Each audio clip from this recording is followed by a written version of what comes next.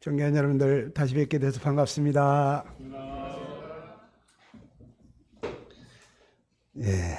참 행복한 특성이었습니다.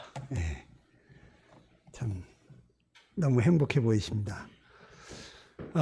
어제 제가 행복하냐고 질문했는데 우리가 참 행복하지 못한 우리를 행복하게 하지 못하는 참 원인이 바로 내 속에 죄라고 했어요.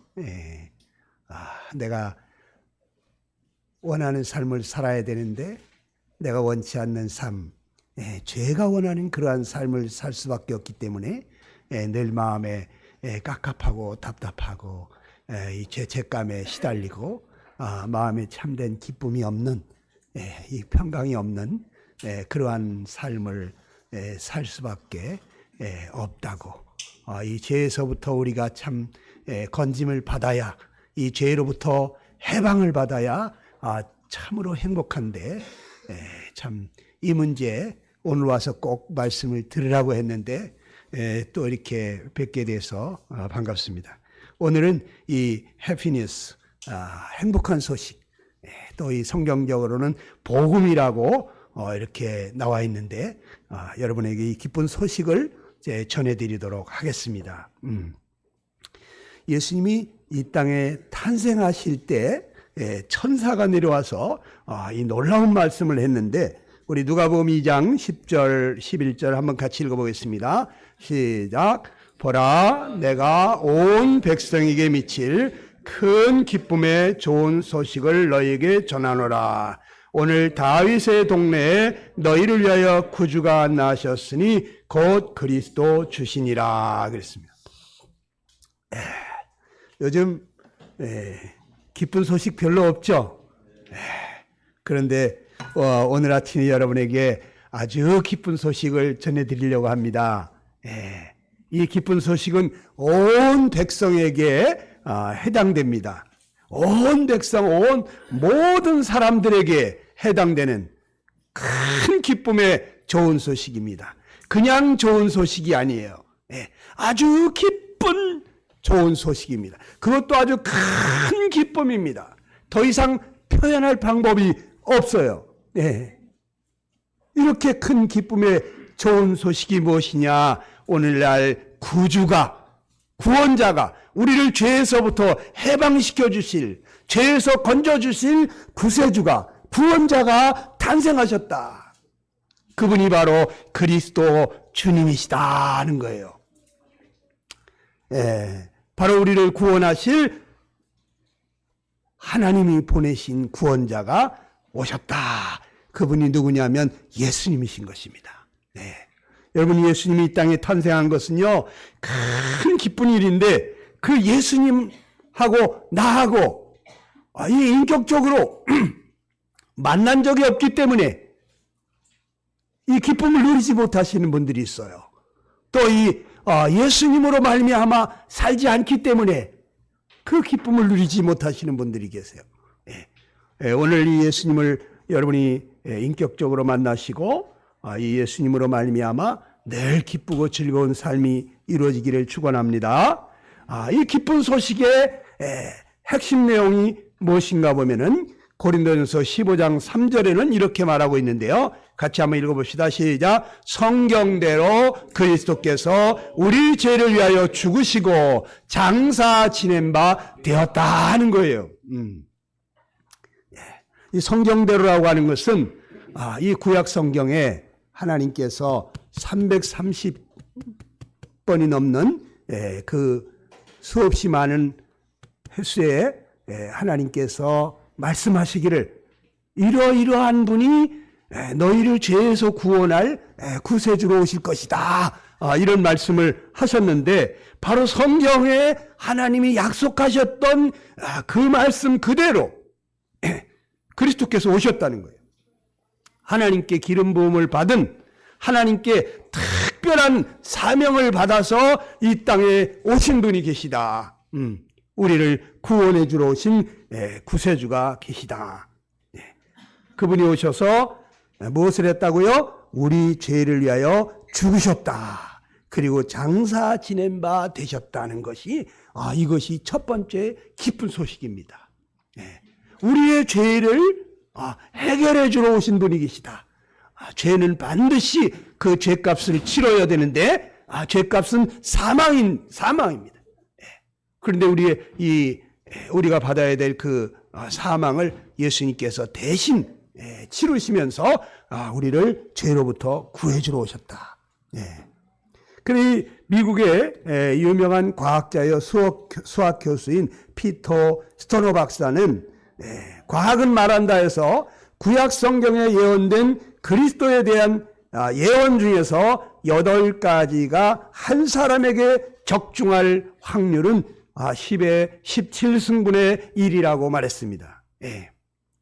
예수 그리스도에 대한 예언 48가지 중에서 그 중에 8가지만 뽑아서 이것이 한 사람에게 그 시간에 그 장소에서 그렇게 이루어질 확률을 조사해 봤더니 우리 남한 땅 전체에 동전을 약 4m 20cm 두께로 깔아놓고 그 중에 하나의 동전을 표시해 놓은 섞어 놓은 동전 그 하나를 한 번에 가서 찾아오는 것과 같다는 거예요. 여러분 이 지붕이 4m 20cm 되겠습니까? 안 되잖아요. 거의 2층 높이입니다. 대한민국 전체에다가 동전을 그렇게 깔아놨는데 그 중에 하나를 한 번에 찾아올 수가 있겠어요? 너무 어려운 일이죠. 불가능한 일이죠. 제가 계산해 보니까 로또를 1등으로 100억 번을 당첨하는 것 같더라고요. 로또에 당첨해 봤습니까? 로또 1등 당첨되는 게 얼마나 어려워요. 그런데 100번도 아니고 100만 번도 아니고 100억 번을 당첨되는 것 같은 거예요.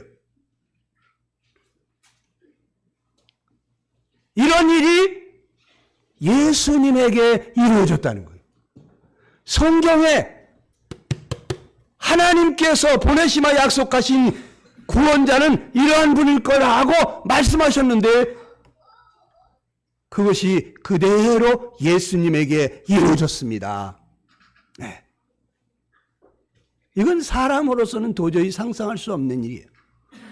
그리스도는 아브라함과 이삭과 야곱의 자손으로 온다고 그랬어요.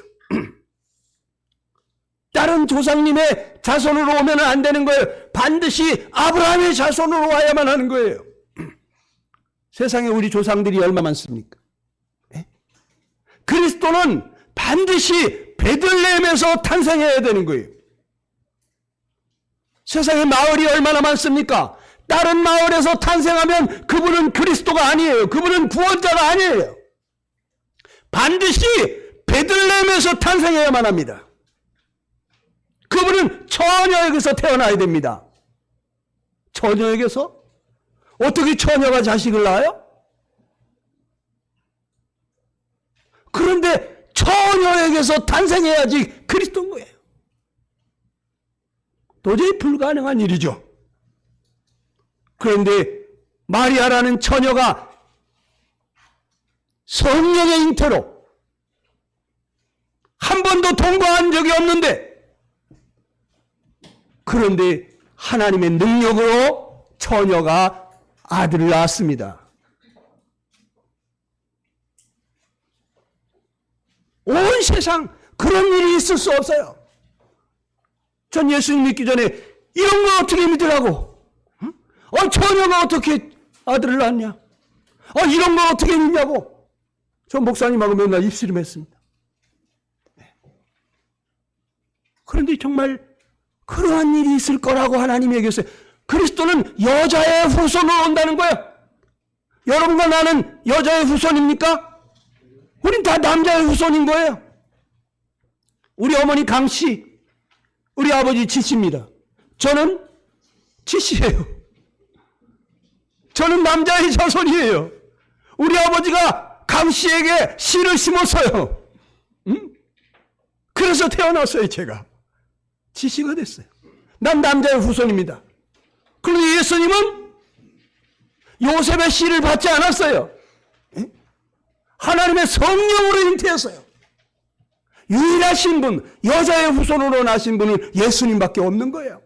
네? 이 그리스도는 어떤 분이냐? 이분은 전능하신 하나님이라야 된다는 거예요. 한 아들을 낳을 것인데 그분은 기묘자요, 모사요, 평강의 왕이요, 전능하신 하나님이요, 영존하시는 아버지라고 그랬어요. 이 그리스도는 어떤 분이냐? 전능하신 분이라 해야 돼. 그런데 예수님이 막 물 위를 걸어갑니다. 바람과 그 파도치는 그 광풍이 일어나가지고 파도치는 그 바다를 향해서 바람아 바다야 잔잔하라, 이 말 한마디에 잔잔해 버렸어요. 네? 이분이 누구냐? 이분이 전능하신 창조주신 것입니다. 죽은 자를 살려냈어요. 도저히 불가능한 일이잖아요. 우린 사람이 죽었으면 더 이상 포기하잖아요. 죽었어. 이제 끝났어. 그런데 예수님에게서는 죽은 것이나 병든 것이나 일반인 거예요. 병든 자를 고치실 수 있는 그분을 죽은 자도 살리실 수 있는 분이에요. 흙을 빚어서 생기부로 넣어서 사람이 되게 하셨던 그 창조주 하나님, 그분이 인간의 몸을 입고 한 아기로 탄생하신 거예요. 네? 그리스도는 아무나 그리스도가 아닌 거예요. 내가 그리스도다. 그러한 사람들 다 이단들인 것입니다. 네? 여러분, 예수님에 대한 예언 330번 이상을 성경에 말씀하고 있는 그 예언 중에 8가지만 이루어지는 것도 이렇게 어려운 일인데 이것이 48가지가 다 이루어진다? 그러면요, 저 우주를요 전부 다 전자로다가 꽉 채워놓고, 분자나 원자보다 더 작은 전자로다가 다 채워놓고 그 우주에 있는 그 많은 전자 중에 하나를 한 번에 찾아내는 것 같다는 거예요. 이게 가능하겠어요? 그런데 예수님에게 그 일이 다 이루어졌다는 거예요. 하나도 빠짐없이. 성경에 어떤 분이라야만 그리스도가 될 수 있는지, 구원자가 될 수 있는지 말씀하신 것이 바로 예수님에게 100% 이루어졌다는 거예요. 이건 도저히 불가능한 일이에요. 그냥 덮어놓고 믿는 게 아니에요. 수많은 사람들이 이건 도저히 전능하신 하나님이 아니고서는 성취할 수 없는 그러한 일이 예수님에게 이루어진 것을 보면서 이분이 성경에 약속하신 그리스도구나, 이분이 바로 구세주구나, 이분이 바로 우리를 죄에서 구원하실 구원자시구나, 이걸 깨닫고 믿는 것입니다. 사랑하는 여러분, 이 예수님이 전능하신 하나님이 오셔가지고 왜 죽어야만 했습니까? 성경은 우리에게 말합니다. 죄의 삭은 사망이라고. 우린 다 죄인이에요. 우린 죄값으로 다 사망을 당하게 되어 있어요. 죄의 형벌로 우리는 사망을 당하게 되어 있어요. 둘째 사망, 불못에 한번 들어가게 되면 거기서 세세토록 밤낮 괴로움을 받는다고 그랬어요. 영벌이라고 그랬어요. 영원한 멸망입니다. 거기 한번 들어가면은 다시는 희망이 없어요. 소망이 없어요. 오직 절망뿐이에요. 죄인은 하나님 앞에 도저히 갈 수 없는 것입니다. 거룩하신 하나님과 함께 할 수 없는 것입니다. 그런데 그러한 우리를 구원하시려고 하나님이 육신을 입고 오신 분이 바로 그리스도 예수님이신 것입니다. 이 얼마나 기쁜 소식입니까?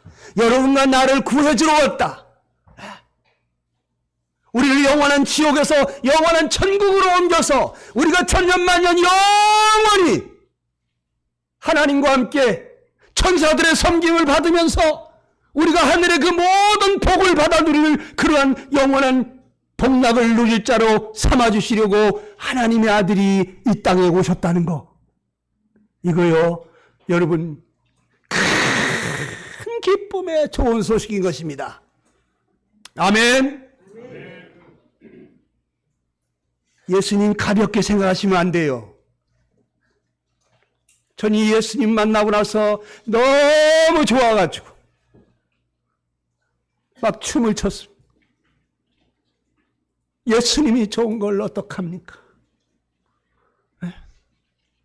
춤을 췄어요. 구름을 밟고 다니는 것 같더라고. 너무 좋아. 세상이 갑자기 달라져 보이는 거예요. 늘 보던 나무고 풀인데 이파리 하나하나가 나한테 손을 흔드는 것 같아요. 새롭게 보이는 거예요. 그런데 저만 그런 게 아니에요. 성령으로 거듭난 많은 분들이 나도 그랬는데 나도 그랬어. 세상이 달라 보이더라는 거예요. 어떻게 나 같은 죄인에게 하나님이 영으로 임하여서 내 삶을 이렇게 가치관을 인생관을 바꿔놓고 나에게 이 영광스러운 소망을 가지고 살게 하셨는지. 그렇게 미운 인간이 이제는 불쌍히 여기는 사랑의 마음이 생기고 어떻게 이렇게 나를 바꿔놓으셨는지 저는 너무너무 놀라운 은혜를 입었습니다. 최근에 저희 동네 어떤 아주머니 72살 되신 그 아주머니가 변화돼가지고 그 변화된 모습을 보면서 저는 깜짝깜짝 놀랍니다. 불교 대학까지 하신 분인데 예수님을 만났습니다. 그러더니 예수님 얘기만 나오면 성경을 읽다가도 갑자기 막 눈물을 흘립니다. 이분이. 저는 그분의 변화된 모습을 보면 옛날에 내가 변화된 그 모습하고 너무 비슷한 변화를 보면서 하나님이 살아계시구나. 하나님이 살아계셔. 사람을 어떻게 저렇게 변화시킬까? 예수님 만난 다음에 요즘은 텔레비도 안 본다는 거예요. 예전엔 집에만 가면 텔레비부터 틀었다는 거예요. 그래 요즘은 뭐하냐 했더니 요즘은 성경을 쓰고 있다는 거예요. 날마다 성경을 쓰고 있어. 지금 몇 개월 되지도 않았는데 벌써 성경 일독을 다 했습니다. 침례 받기도 전에 새벽 기도를 나옵니다. 하루도 빠짐없이 나옵니다. 화요일날 병원 전도 가는데 갔다 오면 10시 반 11시인데 거기 따라옵니다. 수요일날 교회 갔다 오면 10시 반 11시 돼요. 목요일날 성경 공부 끝나면 또 그렇게 돼요. 오늘 너무 시간이 많이 갔죠? 힘들지 않습니까? 아니요. 왜 이렇게 시간이 빨리 가요? 전 너무 행복해요. 행복하대요. 금요일날 구역 집회 나옵니다. 예? 이분 전도하는데 어디든지 따라다닙니다. 먼저 가가지고 전도해. 쫓아가가지고 예수님 믿으시라고. 사람이 어떻게 이렇게 달라질 수 있을까? 여러분, 하나님이 살아계십니다.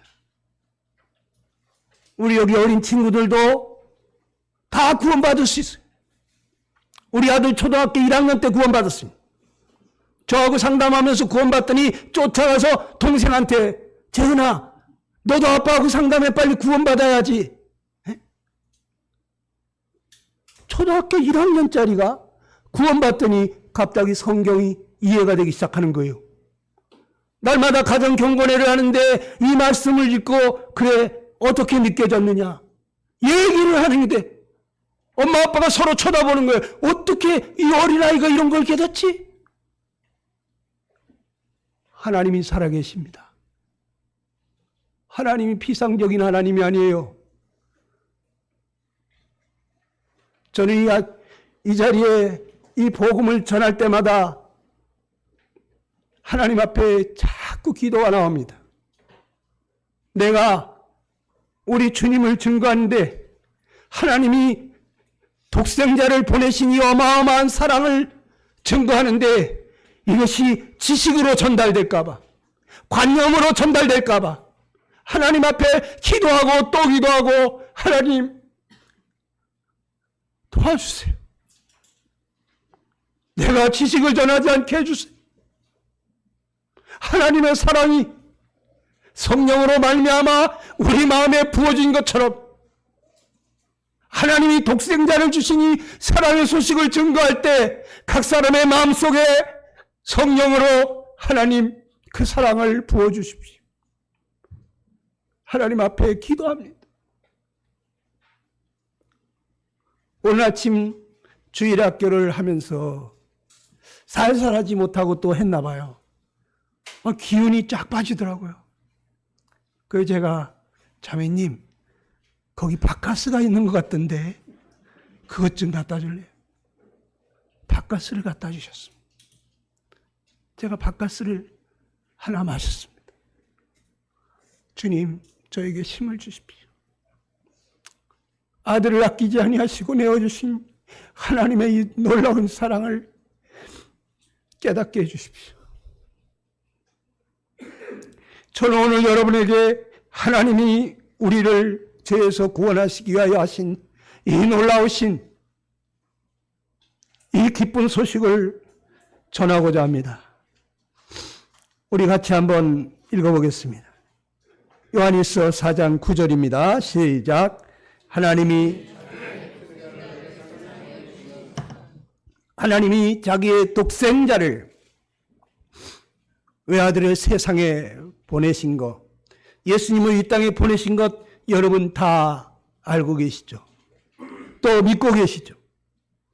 왜 보냈다고 그랬습니까? 같이 한번 읽어봅니다. 시작. 저로 말미암아 우리를 살리려 하심이니라 그랬습니다. 하나님이 왜 외아들을 보내셨느냐? 우리를 살리려고. 그러면 우리가 죽게 됐단 말입니까? 그렇죠. 우리는 죄로 말미암아서 지금 다 죽어가고 있는 거예요. 어제보다 오늘 더 무덤을 향해서 하루 더 가까워진 거예요. 물고기가 물에서 나오는 순간 펄떡펄떡 숨이 막혀서 뛰고 있습니다. 살아있는 게 같지만 죽어가고 있는 것입니다. 우리는 지금 다 죽어가고 있는 거예요. 조금 있으면 우리는 다 죽습니다. 죄값으로 우리는 다 죽습니다. 근데 한번 죽는 것으로 끝나는 게 아니에요. 죽은 다음에 반드시 심판이 있다는 거예요. 하나님이 심판이 있다 그러면 있는 거예요. 가봐야 하는 게 아니에요. 사람들이 자기 말로 합니다. 너 그때로 자꾸 못된 짓 하면 천벌을 받아 이놈아. 자꾸 죄지면 천벌을 받는다고 자기 입으로 얘기합니다. 누가 천벌을 줍니까? 하나님이 벌을 주는 거예요. 그 죄에 대해서 하나님이 벌을 내리는 거예요. 하나님은 흉악무도한 죄인이나 착한 죄인이나 다 똑같아. 여러분, 하나님이 여러분과 나를 살리려고 독생자를 주셨습니다. 그 독생자가 어떤 분입니까? 이 독생자는 사랑하는 아들이에요. 이 성경 전체를 뒤져봐도 내 사랑하는 아들, 내 기뻐하는 자라 하고 그런 말씀을 하신 분은 딱 한 분 예수님밖에 없습니다. 그 누구에게도 이런 말을 한 적이 없어요. 하나님은 예수님에게는 말했습니다. 내 사랑하는 아들이라고. 너희는 그 말을 들으라고. 여러분, 하나님에게 있어서는요, 이 온 우주를 다 찾아봐도 이 예수님보다 더 사랑스러운 아들은 없어요. 천국에서 하나님이 우리 인생을 보면서 어떻게 하면 내 사랑을 저들이 깨달을까? 그래서 하나님이 선물을 하나 해야 되겠다. 내가 선물을 주면은 내가 얼마나 사랑한지를 알 수 있지 않을까? 그래서 하나님이 하늘에서 우리에게 선물을 주시기로 작정하셨습니다. 그래서 이걸 선물로 줄까 하고 보니까 아이고 이건 너무 아깝네. 이건 안 되겠다. 그래서 내려놓으시고 이걸 선물로 해야 되겠다. 이걸 선물로 줄까 그러니까 아이고 이것도 너무 좀 아까워서 보내신 분이 예수님일 것 같습니까? 이 독생자는 누구냐? 천국에서 그 어떤 것과도 비교할 수 없는, 아니 온 우주에서 그 어떤 것과도 비교할 수 없는 하나님이 가장 사랑하시고 아끼시는 그러한 아들인 거예요. 하나님은 가장 귀한 것을 우리에게 선물로 주신 것입니다. 여러분 어떻습니까? 여러분에게 가장 귀한 게 뭐예요? 지금 한번 생각해 보세요. 나에게 가장 귀한 거, 그 어떤 것과도 비교할 수 없는 나에게 있어서는 이게 가장 귀한 거. 자, 그 다음에 한번 생각해 보세요. 여러분이 사랑하는 사람 누굽니까? 자, 그 사람에게 그거 줄 수 있겠습니까? 그렇다면 여러분은 그 사람 정말 사랑하는 거예요. 그 나에게 가장 귀한 건데 그것을 선뜻 줄 수 있다? 정말 사랑하는 거예요. 하나님에게 있어서 가장 귀한 게 누구냐? 바로 독생자예요. 그런데 독생자를 여러분과 나에게 은사로 주셨어. 죄의 삭은 사망이지만 하나님의 은사는 그리스도 예수입니다. 은혜의 선물, 은사, 받을 자격이 전혀 없는 자에게 하나님이 과분한 사랑을 주셨는데 그게 그리스도 예수님이라는 거예요. 하나님이 자격 없는 나에게 내가 널 이렇게 사랑한다고 선물로 보내신 분이 예수님인데 그 예수님은 하나님에게 있어서 가장 소중한 그 무엇과도 바꿀 수 없는 그런 분이라 말입니다. 하나님이 여러분을 사랑하십니다. 하나님이 여러분을 사랑하세요. 같이 한번 해보십시다. 하나님은 나를 사랑하신다. 다시 한번 해보세요. 하나님은 나를 이 손을 가슴에다 얹으시면서 나를 사랑하신다. 감이 안 오십니까? 뭘로다가 하나님의 사랑을 나타내겠어요? 사랑은 보이지 않아요. 그러나 우리는 무엇으로 사랑을 느낍니까? 나한테 해주는 걸 보면서 날 사랑하시는지 아닌지를 아는 거예요.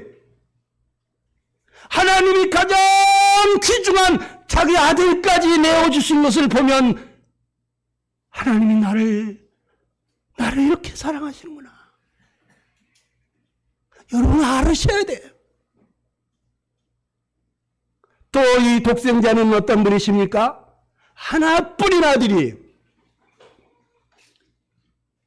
이 아들을 잃어버리면 온 우주를 다 찾아도 둘째 아들이 없습니다. 셋째 아들도 없습니다. 더 이상 남은 아들이 없는 거예요. 하나님이 이 아들을 여러분과 나를 위해서 죽으라고 내려보내셨다고 하는 것은 하나님은 모든 것을 다 주신 거예요. 얼마나 날 사랑하시면 그 모든 것을 다 주실까? 더 이상 남은 것이 없게. 여러분한테 한번 물어볼게요. 여러분 이것을 줘버리면 난 남는 게 없어. 난 빈털털이야. 이건 나에게 전부야. 하는 게 무엇입니까? 여러분 집입니까? 주식입니까? 땅입니까? 무엇입니까? 그런데 그거 사랑하는 사람에게 줄 수 있겠습니까? 그렇다면 여러분 그 사람 정말 사랑하는 거예요. 그런데 우리는 그게 잘 안 돼. 부부간에도 내 이름으로 등기하려고 그래.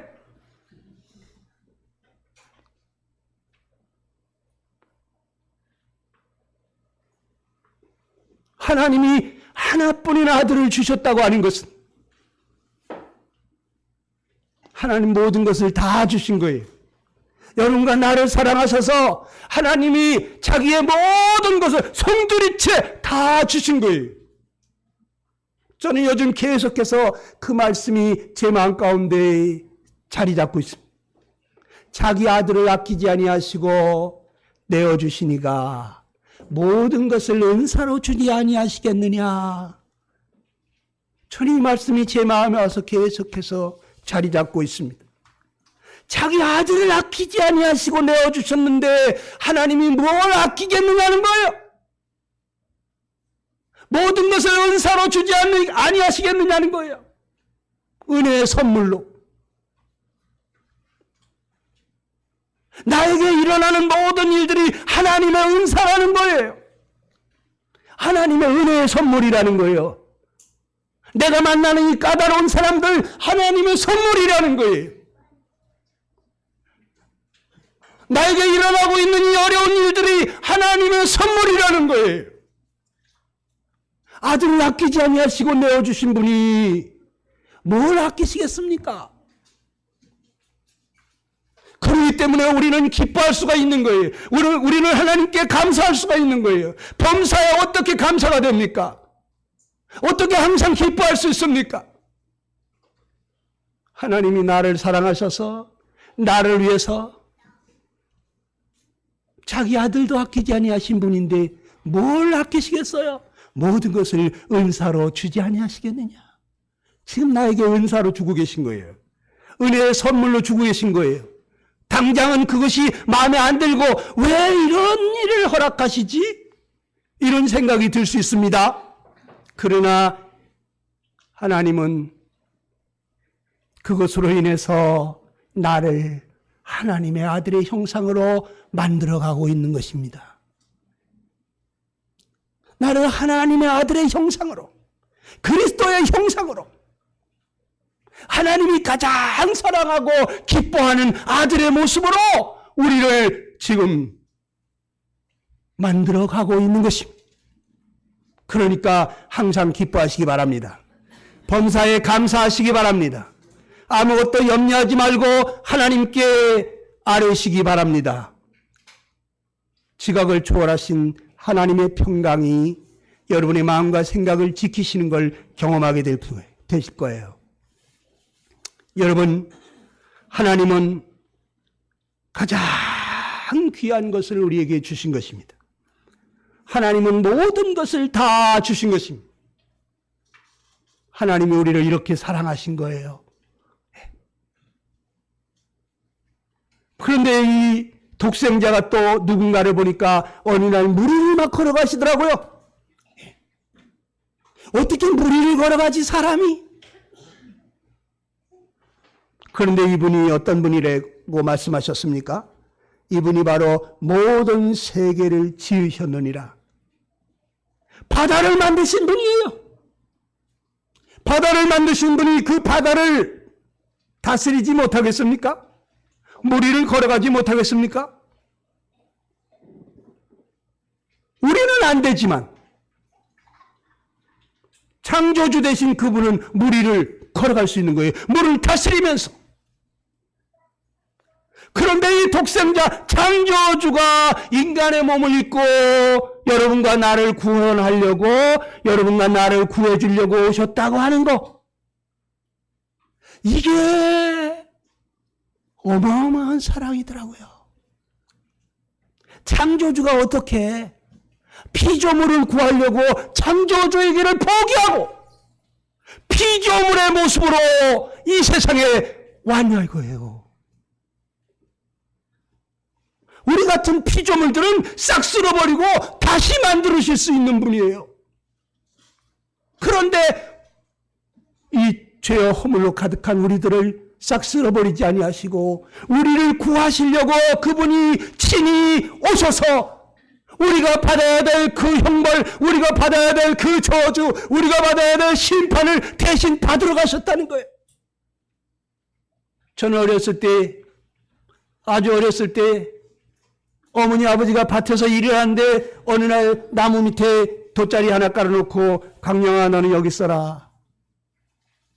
엄마 아빠는 여기서 일하고 있을 테니까. 엄마 아빠는 열심히 땀을 흘리면서 일을 하는데 어이구 어느 날 보니까 개미들이 입에 뭘 하나씩 물고 가고 있어요. 그런데 저기 보니까 아니 이 바위덩어리 같이 커다란 황소가 이렇게 쟁기를 끌고 오고 있는 거예요. 아유 저 큰일 났네. 저 황소가 와가지고 개미집을 한번 이렇게 턱 밟으면 개미들이 수천 마리가 한꺼번에 압사당하게 생겼어요. 야 개미들아 저 황소가 온다. 너희들 글로 가면 안 된다. 그래가지고 제가 이 어린 가슴에 안타까워가지고 글로 못 가게 하려고 말이죠. 개미들이 가는 그 길에 거기다가 막 돌을 갖다 싸고 흙을 갖다 막 올리는데 이 개미들은 그걸로 가면 안 된다고 내가 그 길로 가지 말라고 하는데 그걸 모르더라고요. 그 담장을 넘어가더라고. 담장을 넘어가. 자기 집으로 가는 거예요 지금. 죽으러 가는 줄을 몰라. 자기들을 살려주려고 하는 건데. 어떤 길은 사람의 보기에 바르나 필경은 사망의 길이라고 성경은 말해주고 있습니다. 이 개미들은 지금 살려고 가고 있지만 사실은 죽으려고 가고 있는 것이었어요. 그런데 너무 안타까워가지고 이 개미들을 한 마리씩 잡아다가 나무 밑에다가 옮겨놨습니다. 예. 그런데 이 개미들은 자기들이 선택받은 줄을 몰라. 다시 또 개미 집으로 기어가더라고요. 예. 죽으러 가는 줄도 모르고. 그 내가 너무너무 안타까워가지고 이 개미들을 어떻게 살려야겠는데 아무리 얘기를 해도 개미들이 내 목소리를 알아듣지를 못하더라고. 네. 개미들이 왜? 사람의 목소리를 알아듣지 못하잖아요. 네. 그래 내가 개미가 너무 안타까워가지고 이 개미들을 좀 살리려고 말이죠. 제가 만약에 능력이 있어가지고 개미로 변신할 수가 있었다 생각해 보세요. 그래가지고 개미들한테 야 개미들아 저기 저 바위덩어리 같이 커다란 황소가 오고 있어. 너희들 그 길로 가면 다 죽어. 빨리 돌아와. 외치면은 개미들이 알아들을까요? 못 알아들을까요? 생각이 안 나요? 개미 말로 하는 거예요 지금 나는. 개미가 돼가지고. 그럼 개미들이 알아듣겠죠? 근데 우리 어머니는 얼마나 놀라겠어요. 갑자기 이 녀석이 어디 갔지? 여보 우리 광명이가 어디 갔? 아이고 내가 금방 여기 있었는데 광명아 하면서 얼마나 나를 착했어요. 저는 또 얼마나 기겁을 하겠어요. 엄마 내가 여기 있다니까 지금 아이고 엄마 내가 밟히게 생겼네. 내가 개미가 됐단 말이야. 응? 이리 뛰고 저리 뛰어도 우리 어머니는 나를 못 알아보겠지. 내가 목숨을 걸고 개미를 살리려고 개미가 되겠어요? 사람이 길을 포기하고 개미가 되겠냐고. 나 그런 사랑 없습니다. 만약에 그런 사랑이 있다고 해도 하나님이 창조주가 이 인간들을 살리기 위해서 인간의 모습으로 오셔가지고 회개하라. 회개하지 아니하면 너희는 다 죄 가운데서 망한다고. 창조주가 피조물이 돼가지고 와가지고 자기 목숨을 내놓고 여러분과 나를 구원하시려고 오신 그 사랑하고 비교가 되겠습니까? 이거는 천남배 억남배보다 더 큰 사랑이야. 여러분 집에 가서 한번 생각해 보세요. 나는 저 벌레를 살리기 위해서 벌레가 될 수 있을까? 사람의 길을 포기할 수 있을까? 독생자가 오셨다고 하는 것은 창조주의 길을 포기하고 인간의 몸으로 오신 거예요. 피조물의 모습으로. 왜? 여러분과 나를 살리려고. 하나님이 아무리 얘기해도 우리가 알아들어요? 못 알아듣잖아요. 그러니까 하나님이 수많은 선지자들을 보냈잖아요. 그래도 못 알아듣잖아. 그래서 친히 육신을 입고 이 모든 날 마지막에 아들로 오셨다고. 그 그분이 누구? 모든 세계를 지으신 창조주다 말이죠. 이제 마지막으로 아들까지 보내셨어. 더 이상 하나님은 안 보내요. 아들보다 더 소중한 그 어떤 자를 남겨두지 않으셨다고. 이제 마지막이야. 이 아들의 말을 듣지 아니하면 다 망하는 거예요. 또 다른 선지자가 필요 없어요. 우리는 이 아들을 전하는 전도인들이 된 것입니다. 아직 구원 안 받으신 분들은 오늘 말씀 잘 듣고 이 아침에 구원 받으시는 놀라운 아침이 되기를 바랍니다. 이 독생자가 누구냐? 어느 날 보니까 이 빌라도라는 그 당시 최고의 재판관 앞에 끌려가시는데 온몸에 피투성이가 된 채로 끌려왔어요. 머리에 가시관을 쓰시고 밤새도록 시달렸어요. 그런데 사람들은 예수님을 십자가에 못 박으라고 난리 치는데 아무리 조사를 해도 아무 죄를 찾을 수가 없는 거예요. 그래서 그 재판관이 뭐라고 그랬습니까? 나는 그에게서 죽일 만한 아무 죄를 찾을 수 없다. 3번씩이나 얘기했다고요. 이 예수님이 어떤 분이십니까? 이분이 거룩하신 분이잖아요. 죄를 알지도 못하시는 분이잖아요. 우리 여기 빨간 글씨만 한번 읽어볼까요? 시작. 거룩하고 악이 없고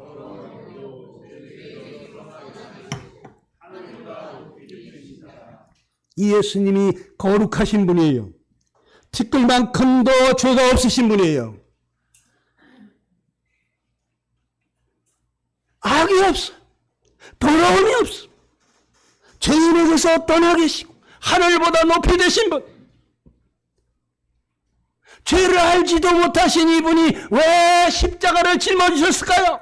그분이 왜 6시간씩이나 거룩한 피를 흘리시면서 아버지 저들의 죄를 사하여 주시옵소서.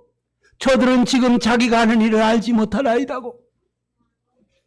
몰라서 그러는 거니까 아버지 불쌍히 여기시고 저들이 받아야 될 벌은 나에게로 돌리시고 저들이 받아야 될 형벌은 내가 받을 터이니 저들이 받아야 될 저주는 나에게로 돌리시고 저들이 받아야 될 심판은 나에게 내리시옵소서.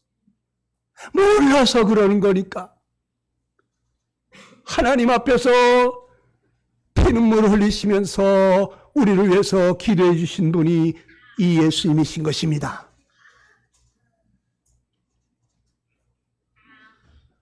여러분, 이 예수님이 내 죄 때문에 어떤 고난을 받으셨습니까? 우리는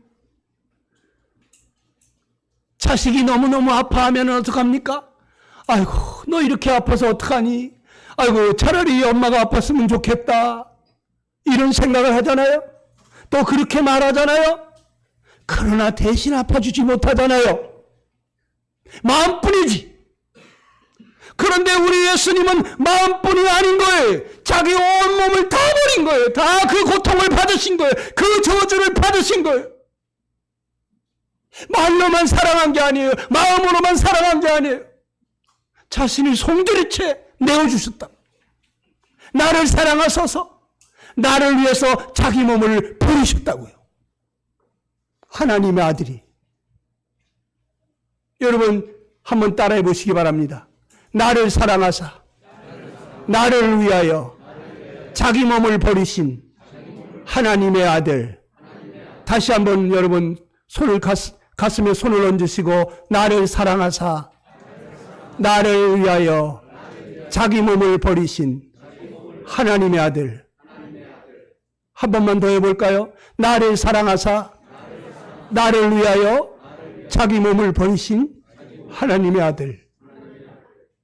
하나님의 아들이 나를 사랑하셔서 나를 위해서 자기 몸을 버리셨습니다.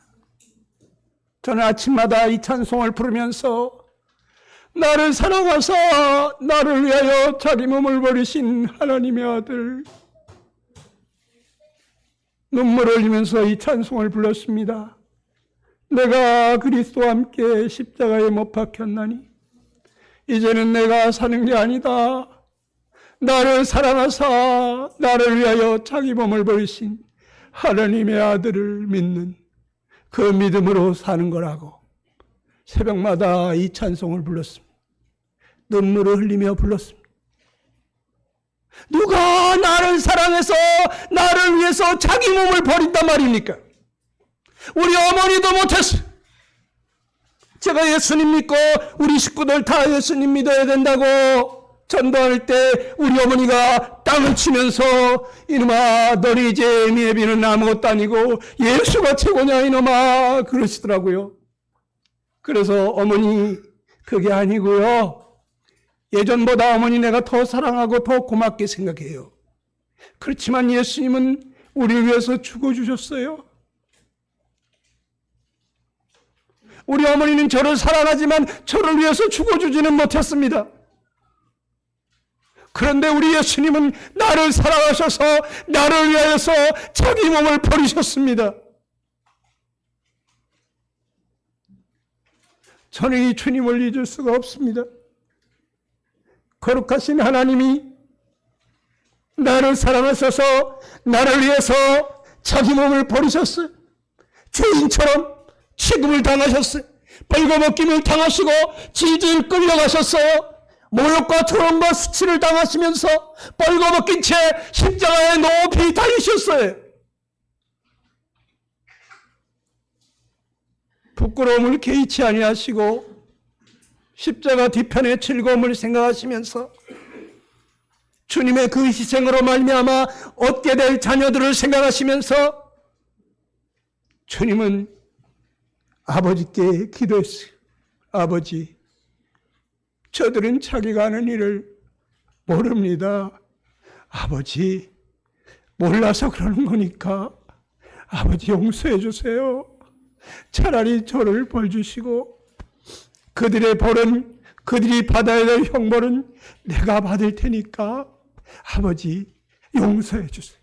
아버지 용서해 달라고.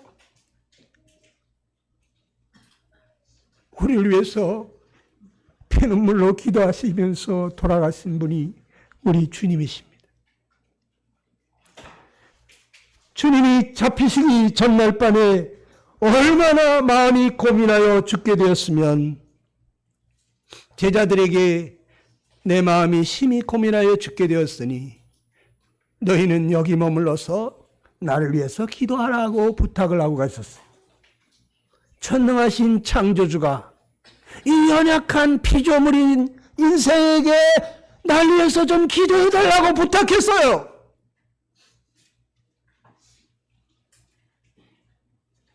얼마나 마음이 고민이 되면 그런 말씀하셨을까?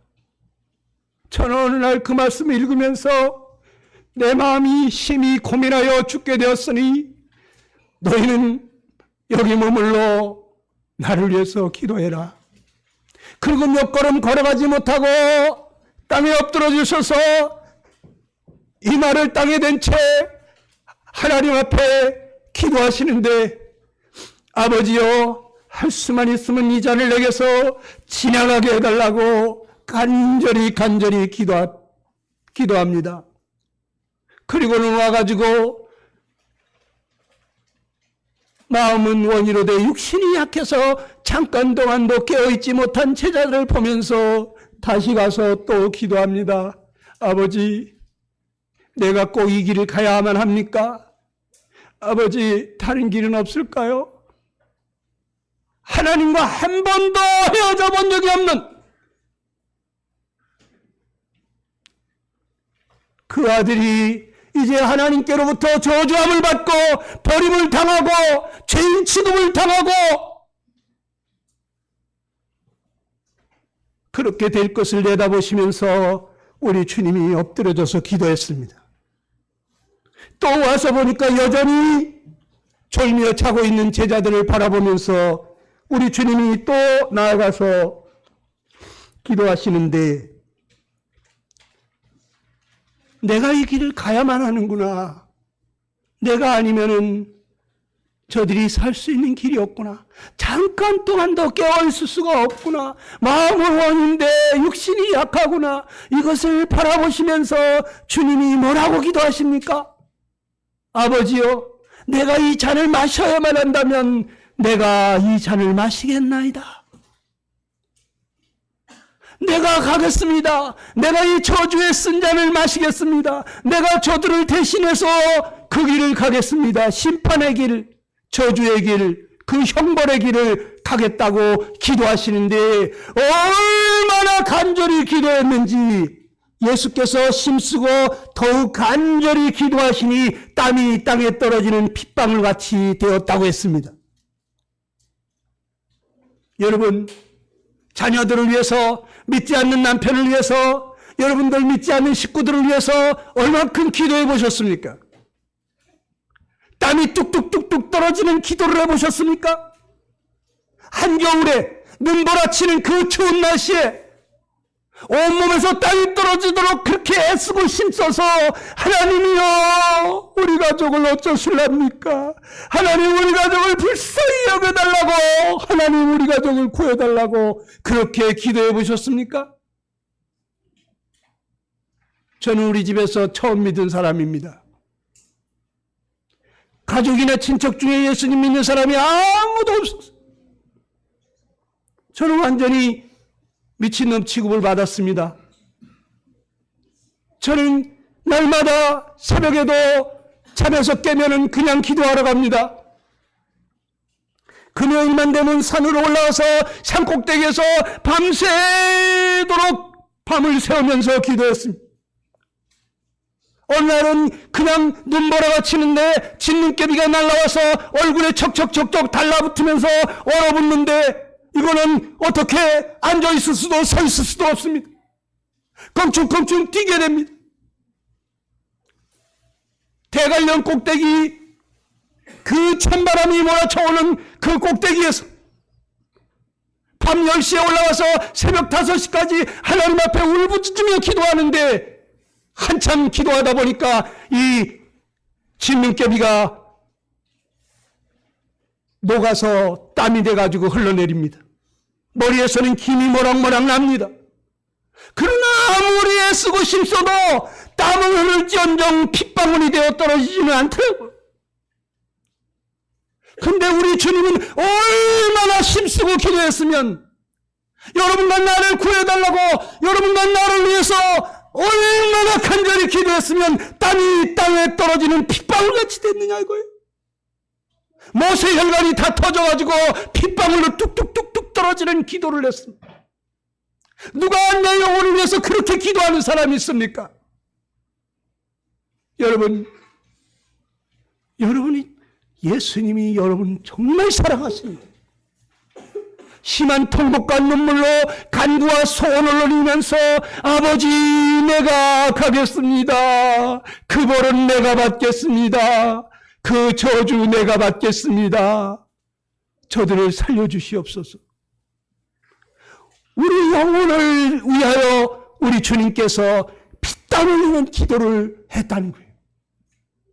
여러분 누군가를 위해서 정말 이렇게 간절히 부르짖고 잠 못 자며 기도하는 사람, 사랑이 없으면 할 수 없는 일입니다. 우리 주님이 여러분을 정말 사랑하십니다. 나를 사랑하셔서 나를 위해 자기 몸까지 버리신 분이십니다. 제가 이거를 다 설명할 수가 없어서 영상을 하나 보여주려고 했는데 이 영상이 소리가 안 난다고 그래. 주님이 십자가에서 고난을 받기 전에 채찍에 맞으시던 장면인데 여러분 집에 가셔서 패션 오브 크라이스트라는 영화를 한번 보시기 바랍니다. 거기 보면 정말 끔찍합니다. 우리 예수님이 그 채찍에 맞으시는데 그 채찍 끄트머리가 얼마나 날카로운지 살을 파고들어요. 그리고 한 번씩 잡아당길 때마다 살점이 뚝뚝뚝 떨어집니다. 갈비뼈가 다 드러납니다. 여러분, 주님이 너무너무 고난을 당하셨어요. 여러분과 내가 맞아야 될 그 채찍을 우리 주님이 다 받으신 것입니다. 여러분, 그리고 그분이 마지막에 가시면서 뭐라고 그랬습니까? 다 이루었다 했어요. 네? 다 이루었다는 말씀을 하시고 머리를 숙이시고 영원히 돌아가시니라. 다 이루었다. 뭘 다 이루었습니까? 우리를 죄에서 구원하러 오신 분이에요. 예수님이 나를 죄에서 구원하러 오신 분이라고. 그 다 이루었다는 거예요. 여러분과 나를 죄에서 구원할 일을 다 마쳤다 이런 얘기. 이제 다 됐다, 다 끝났다 이런 얘기예요. 그리고 영원히 돌아가시니라. 자기 영혼을 단념했다 이런 얘기입니다. 자기 영혼을 포기했어요. 살기를 포기했어요. 여러분과 나를 위해서. 누구를 위해서 여러분 목숨 줄 수 있겠어요? 콩팥 하나 떼어주는 것도 굉장히 떼어줄까 말까? 에? 떼어줄까 말까? 얼마나 망설입니까? 자기 가족이라도 그래. 우리 주님은 콩팥 하나 떼어준 게 아니에요. 송두리째 다 주신 것입니다. 우리 주님이 여러분 정말 사랑하십니다. 그리고 그 주님이 죽으시고 성경대로 성경에 약속하신 그대로 그리스도로 오셔서 우리 죄를 위하여 죽으시고 장사 지낸 바 되셨다는 거예요. 내가 죄값으로 사망을 당해 장사되어야 될 텐데 거룩하신 주님이 아무 죄 없는 분이 왜 그렇게 무덤 속에 장사됐을까요? 내 죄값으로 사망을 당하신 것입니다.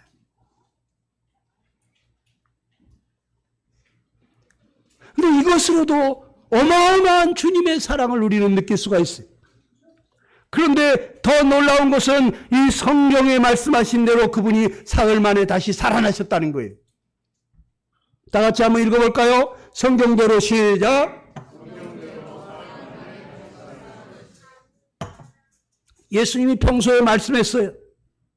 내가 죽은 지 사흘 만에 다시 살아날 것이다. 그러니 정말 살아나셨어요. 그분이 사흘 만에 살아나셨다고요. 놀라운 일이 일어난 것입니다. 그래서 성경은 이렇게 말하고 있습니다. 예수님이 성경에 말씀하신 대로 사흘 만에 다시 살아나셔서 게바에게도 보이시고 12 제자에게도 보이시고 500의 형제의 일시에 보이셨나니 그 중에 지금까지 태반이나 살아있다.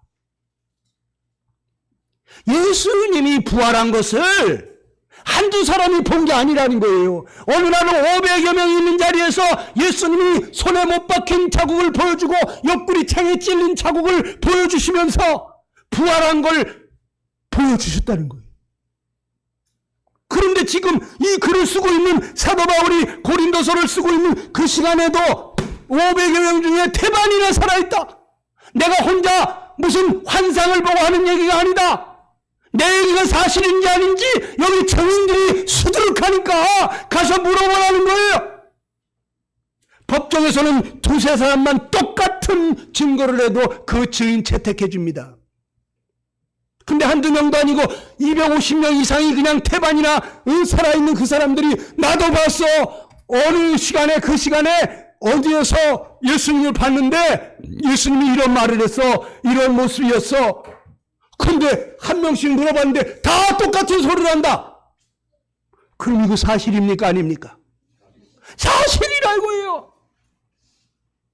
여러분 집에 가가지고 예수는 역사다.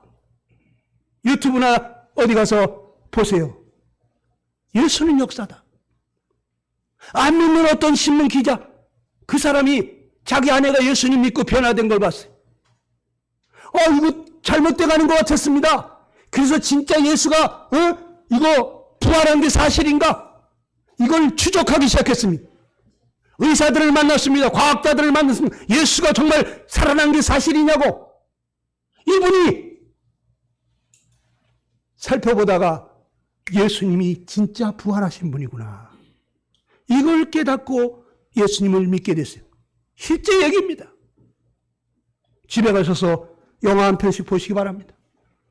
그 예수님 왜 다시 살아나셨죠?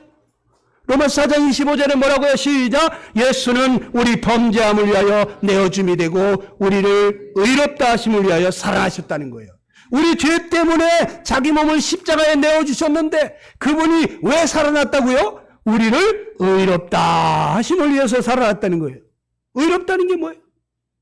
의롭다는 건 세 글자로 말하면 죄 없다 이런 얘기예요. 예수님이 살아나셔가지고 뭐라 그랬겠어요? 너희는 의롭다. 너희는 죄 없다. 너희 죄는 내가 다 담당했다.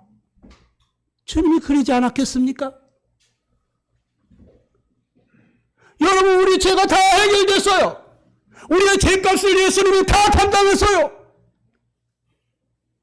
예수님이 우리를 의롭게 하신 거예요. 우리의 죄를 없게 하신 거예요.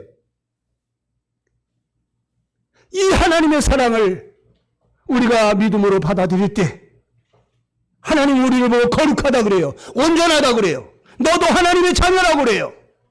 너도 의롭다고 그래요. 죄 없다고 하는 거예요. 내가 분명히 죄인인데 날 보고 죄 없다고 그래요. 왜? 예수님 때문에. 그 예수님을 내가 받아들였더니, 의로우신 예수님을 받아들였더니 하나님은 나를 의롭다고 그럽니다. 그 거룩하신 예수님을 받아들였더니 하나님은 날 보고 거룩하다고 합니다. 온전하신 예수님을 받아들였더니 하나님은 날 보고 온전하다고 말합니다. 하나님의 독생자를 받아들였더니 하나님은 나를 보고 하나님의 자녀라고 말합니다. 영원한 생명이신 그분을 내가 받아들였더니 하나님은 나에게 너도 영생을 얻었다고 말합니다. 여러분, 이 부활이 주는 의미가 놀랍습니다. 사도행전 2장 24절 한번 읽어볼까요? 시작! 하나님께서 사망의 고통을 풀어 살리셨으니 이는 그가 사망에 매여 있을 수 없었습니다. 하나님이 왜 예수님을 그 사망의 고통에서 풀어 살리셨을까? 사망에 매여 있을 수 없어요. 이 예수님은 사망 가운데 있어야 될 분이 아니라는 거예요. 여러분, 사망을 당할 자는 누굽니까? 죄인. 죄값으로 사망을 당하는 거예요. 죄인된 내가 사망을 당해야 되는 거예요. 그런데 죄 없는 예수님이 왜 사망을 당했습니까? 바로 내 죄를 대신해서 대속의 죽음을 죽은 거예요. 내 죄값으로 내 죄를 친히 담당했기 때문에 그분은 죄인처럼 죽음을 당해야만 했던 것입니다. 그러니까 예수님이 다시 살아났다는 건 무슨 얘기냐? 내 죄값이 다 치루어졌다고 한 것을 증명한 거예요. 어떤 사람이 감옥에 갔는데 30년형을 받았습니다. 그 사람이 29년이 됐는데 교도소 소장님을 만났어요. 소장님, 나하고 얘기 좀 합시다. 왜 그래? 저 29년이나 여기서 썩었어요. 소장님, 나 머리도 휘고 허리도 구부라지고 나 이제 아무 소망이 없어요. 나 좀 내보내주세요. 소장님이 불쌍해서 내보내줬을까요? 안 내보내준다 이거예요. 자네 아직 1년 남았어. 그래, 이분이 참고 참다가 이제 한 달 남았는데 도저히 못 견뎌. 소장님, 면회 좀 합시다. 왜 또 그래? 이제 한 달 남았는데 좀 내보내주면 안 돼요? 소장님 내보내줬을까요? 이제 한 달밖에 안 남았어. 29년하고도 11달을 썩었어. 내보내줄까? 안 내보내줘. 이제 한 달 남았어. 그래, 이분이 참고 참다가 이제 하루 남았는데 소장님, 좀 얘기 좀 합시다. 아니, 나 좀 이제 하루 남았는데 내보내 주십시오. 좀 제발. 내보내 줬을까요? 자네 아직 하루 남았어. 근데 그 다음날 철문이 열리면서 나가! 이제 다시는 들어오지 마. 다 끝났어. 그러면서 내보내 줍니다. 이 30년형을 받은 사람이 어떻게 해서 나올 수가 있었을까요? 자기 죄값을 다 치렀기 때문에 나온 것입니다. 그러면 어떻게 예수님은 그 캄캄한 무덤 같은, 그 감옥 같은 무덤 속에서 그분이 나올 수가 있었을까요? 그분은 우리의 죄값으로 사망을 당하신 것입니다. 우리의 죄값으로 그 무덤 속에 들어간 것입니다. 그런데 하나님께서 무덤 문을 열으시고 사망의 고통을 풀어 살려내셨습니다. 왜요? 아들아, 네가 할 일은 다 했다. 넌 이제 여기 있을 필요가 없다. 가자. 아버지 집으로 데리고 가셨다는 거예요. 왜? 우리의 죄값이 다 치러졌기 때문에. 우리의 죄값이 아직 좀 못 다 치러졌다면 예수님은 지금도 무덤 속에 계신 것입니다. 그 감옥 같은 캄캄한 무덤 속에서 나올 수 없는 것입니다. 왜? 죄값이 아직 다 치러지지 않았기 때문에. 근데 예수님이 어떻게 나왔을까요? 여러분과 내 죄값이 완전히 다 치렀어요, 그분이. 그렇기 때문에 하나님께서 사망의 고통을 풀어 살리신 거예요. 그가 사망에 매여 있을 수 없었어요. 그분은 거룩하신 분이에요. 의로우신 분이에요. 여러분과 내 죄값으로 사망을 당했을 뿐이에요. 다 같이 읽어봅시다. 예수님의 부활은 시작. 예수님의 부활은 죄값을 다 치루었음을 증명한 것이다. 할렐루야. 예수님이 부활했다고 하는 것은 큰 기쁨입니다. 예수님이 부활하지 못했다면 우리는 아직도 죄인인 것입니다.